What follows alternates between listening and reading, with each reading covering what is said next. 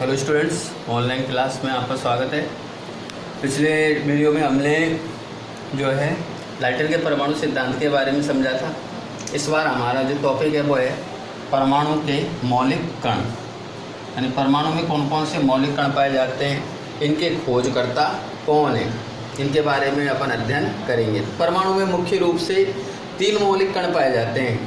परमाणु के बारे में अपन समझ ही चुके, लेकिन परमाणु के अंदर क्या क्या पाया जाता है। परमाणु में मुख्य रूप से 3 मौलिक कण पाए जाते हैं, इलेक्ट्रॉन, प्रोटॉन और न्यूट्रॉन। पहला इलेक्ट्रॉन,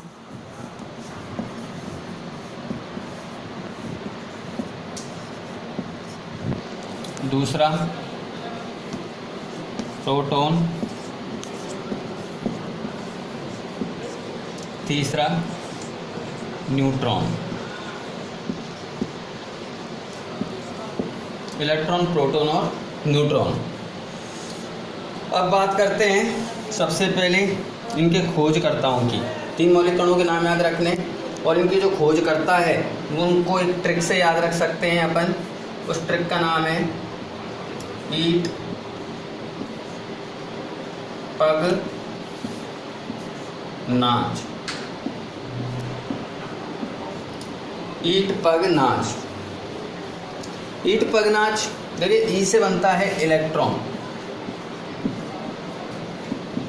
ई से बनेगा इलेक्ट्रॉन, और टे से बनेगा थॉम्सन, यानी जो जे थॉम्सन थे ना, वो ही इलेक्ट्रॉन के खोज करता थे। तो इलेक्ट्रॉन के खोज करता कौन हो गए? थॉम्सन। पे से बनता है प्रोटॉन, पे से क्या बनेगा? प्रोटॉन। और प्रोटॉन के खोजकर्ता में गैसे बनेगा Goldstein, Goldstein. Last ने से बनता है न्यूट्रॉन, एन, न्यूट्रॉन। अब न्यूट्रॉन के खोजकर्ता जैसे जेम्स चैडविक,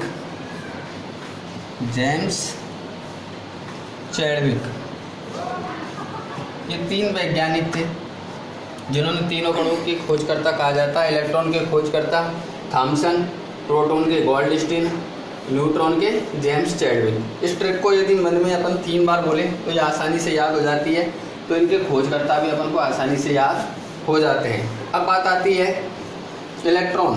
एक कण के बारे में समझेंगे अपन। इलेक्ट्रॉन क्या है?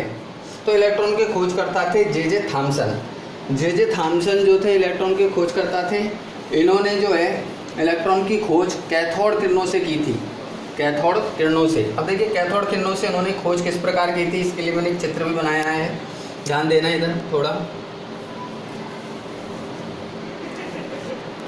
परमाणु के मौलिक कण के बाद में अपन बात करते हैं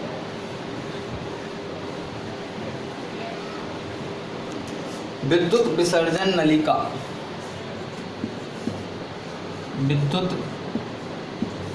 विसर्जन नलिका, ये चित्र मैंने पहले ही बना दिया जिससे ज़्यादा टाइम ना लगे और आसानी से अपने समझ में आ जाए।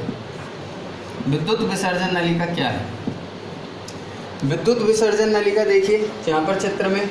विद्युत विसर्जन नलिका कांच की लंबी नलिकाकार संरचना होती है जिसके दोनों ओर धातु के इलेक्ट्रोड लगे होते हैं। ये इलेक्ट्रोड जो है माइनस कैथोड प्लस एनोड, ठीक है।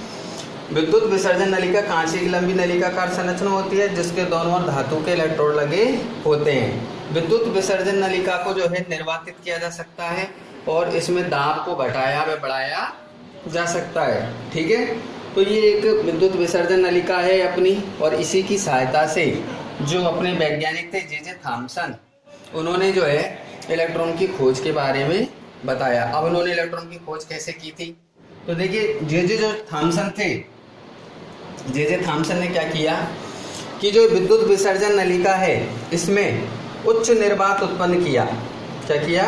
उच्च निर्वात उत्पन्न किया, और धातु के जो इलेक्ट्रोड है इन पर उच्च वोल्टता लागू की और इन्हें स्विच से जोड़ दिया। और जब इन्होंने इसमें विद्युत धारा प्रवाहित की तो उन्हें जो है इस नलिका में एक हरे रंग की प्रतिदीप्ति यानी चमक दिखाई दी। तो इसे ही जो है अपने जो थॉमसन वैज्ञानिक थे, इन्होंने कैथोड किरणें नाम दिया, ठीक है। और उन्होंने बताया था कि जो नलिका में प्रतिदीप्ति चमक उत्पन्न हुई है वो कैथोड से एनोड की तरफ एक किरणों के रूप में गमन करती है, ठीक है। तो इन्हें नाम दिया था, इन्होंने कैथोड किरणें, क्या नाम दिया था? कैथोड किरणें। और कैथोड किरणें नाम देने के बाद में इसकी इन्होंने कुछ विशेषता भी बताई थी। नंबर 1, कैथोड किरणों की हेडिंग है कैथोड किरणों की विशेषताएं। पहले तो चित्र देख लीजिए ढंग से, कैथोड किरणों की विशेषता बाद में पढ़ लेंगे भले से, पहले ये चित्र ढंग से देख लीजिए।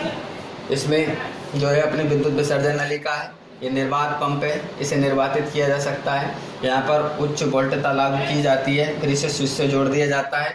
जब स्विच ऑन करके धारा प्रवाहित की जाती है तो यहाँ पर जो है विद्युत विसर्जन नलिका में हरे रंग की चमक प्राप्त होती है। ये जो हरे रंग की किरणें होती हैं ये हमेशा जो है कैथोड से एनोड की तरफ गमन करती है, जिसे थॉमसन ने क्या नाम दिया? कैथोड किरणें नाम दिया। अब बात करते हैं कैथोड किरणों की विशेषताएं। कैथोड किरणों की विशेषताएं। कैथोड किरणें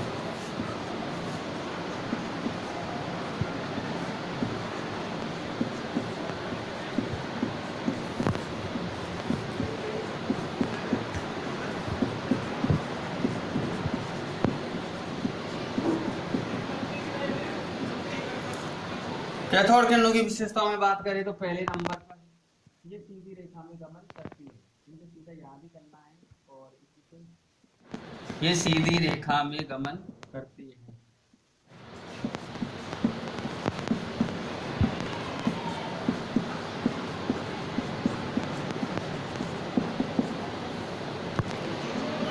दूसरा, ये ऋणावेशित किरणें होती हैं, ये ऋणावेशित किरणें होती हैं।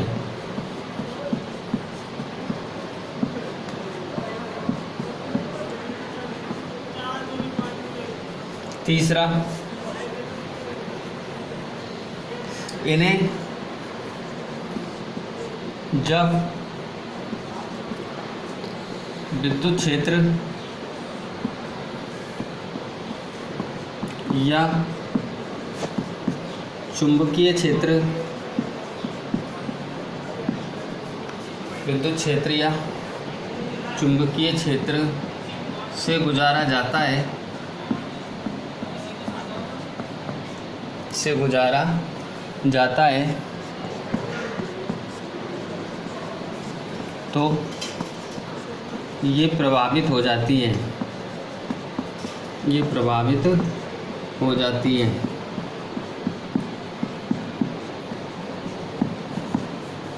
अगली विशेषता,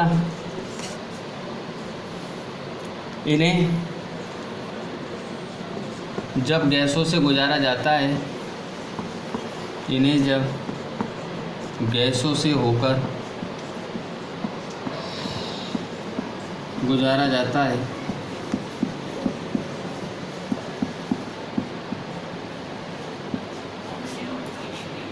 तो ये गैसों को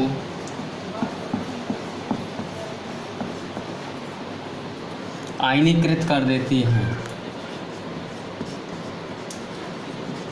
आयनीकृत कर देती हैं। अगली विशेषता, ये चमक उत्पन्न करती हैं, ये चमक उत्पन्न करती हैं। अगला, इनके आवेश और जो द्रव्यमान होते हैं वो समान होते हैं, इनके आवेश व द्रव्यमान का मान समान होता है।